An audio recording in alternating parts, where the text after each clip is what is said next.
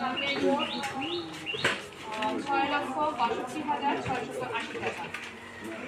সঞ্চয় পারমাণবিক স্থিতি 21,74,863 টাকা। আদায় 41,500 বছরে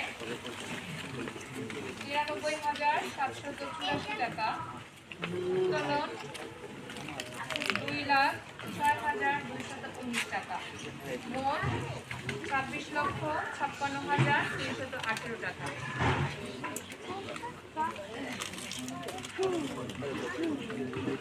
সংরক্ষিত তহবিল 10%, 1,42,000 টাকা। নতুন সঞ্চিতি 14,238 টাকা। মোট 65,280 টাকা।